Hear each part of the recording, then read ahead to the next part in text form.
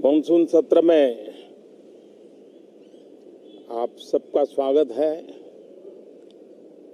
सावन का पवित्र मास चल रहा है और इस बार तो डबल सावन है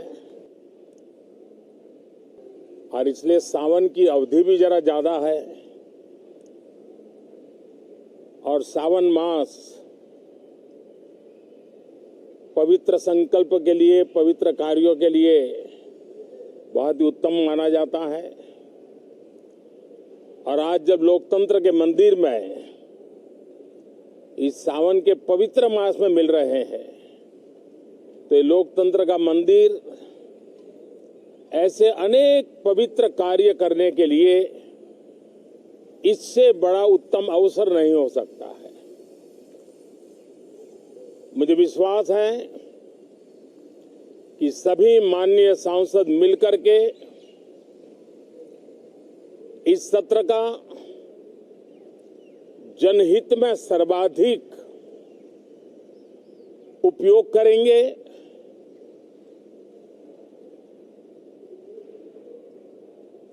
संसद की जो जिम्मेवारी है और संसद में हर सांसद की जो जिम्मेवारी है, ऐसे अनेक कानूनों का बनाना, उसकी विस्तार से चर्चा करना बहुत ही आवश्यक है। और चर्चा जितनी ज्यादा होती है, चर्चा जितनी ज्यादा पैनी होती है, उतना जनहित में दूरगामी परिणाम देने वाले अच्छे निर्णय होते हैं।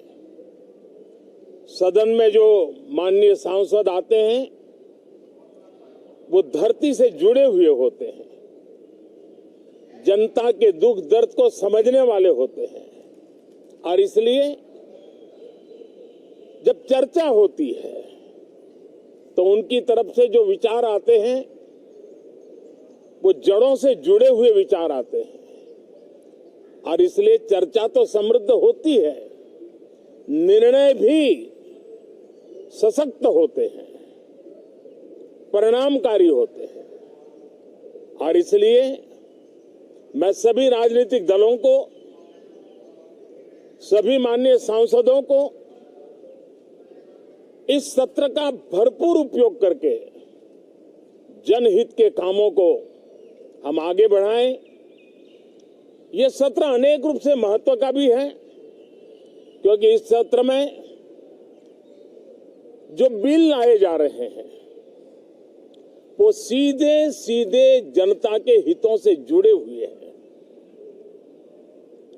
हमारी युवा पीढ़ी जो पूरी तरह डिजिटल वर्ल्ड के साथ एक प्रकार से नेतृत्व कर रही है, उस समय डेटा प्रोटेक्शन बिल देश के हर नागरिक को एक नया विश्वास देने वाला बिल है और विश्व में भारत की प्रतिष्ठा बढ़ाने वाला बिल है। उसी प्रकार से नेशनल रिसर्च फाउंडेशन, ये बिल एनआरएफ नई शिक्षा नीति के संदर्भ में एक बहुत बड़ा अहम कदम है और इसका उपयोग अनुसंधान को बल देना, इनोवेशन को बल देना, रिसर्च को बल देना और हमारी युवा पीढ़ी जो विश्व के अंदर नए उपक्रमों के द्वारा विश्व का नेतृत्व करने का सामर्थ्य रखती है, उनके लिए बड़ा अवसर देकर के आ रही है। जनविश्वास बिल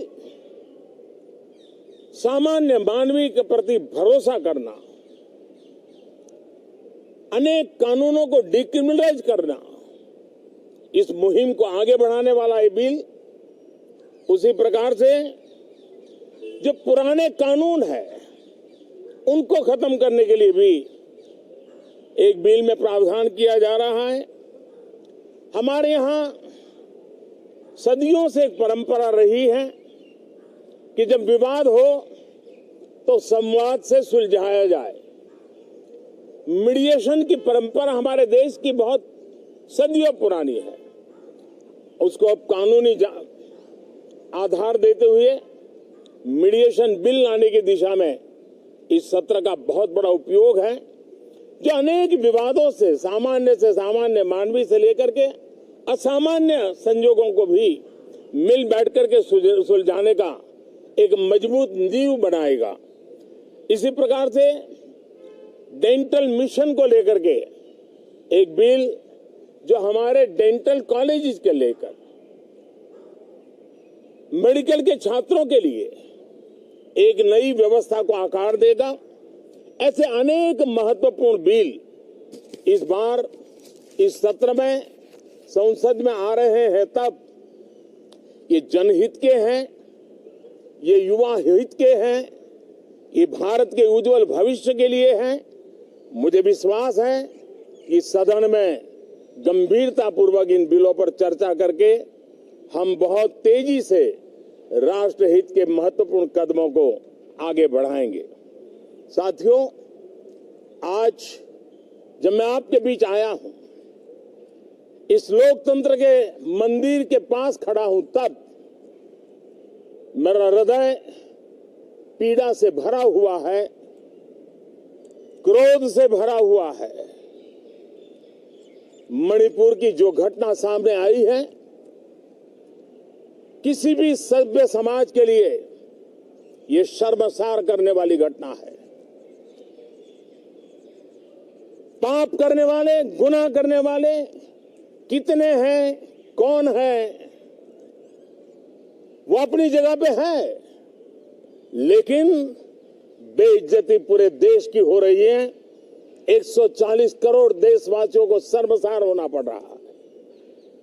मैं सभी मुख्यमंत्रियों से आग्रह करता हूं कि वे अपने राज्य में कानून व्यवस्थाओं को और मजबूत करें, खास करके हमारी माताओं बहनों की रक्षा के लिए कठोर से कठोर कदम उठाएं। घटना चाहे राजस्थान की हो, घटना चाहे छत्तीसगढ़ की हो, घटना चाहे मणिपुर की हो, इस देश में, हिंदुस्तान के किसी भी कोने में, किसी भी की राज्य सरकार में राजनीतिक वाद विवाद से ऊपर उठ करके कानून व्यवस्था का महात्मा, नारी का सम्मान, और मैं देशवासियों को विश्वास दिलाना चाहता हूं, किसी भी गुनहगार को बख्शा नहीं जाएगा। कानून अपनी पूरी शक्ति से, पूरी सख्ती से एक के बाद एक कदम उठाएगा। मणिपुर की इन बेटियों के साथ जो हुआ है, इसको कभी माफ नहीं किया जा सकता है। बहुत बहुत धन्यवाद दोस्तों।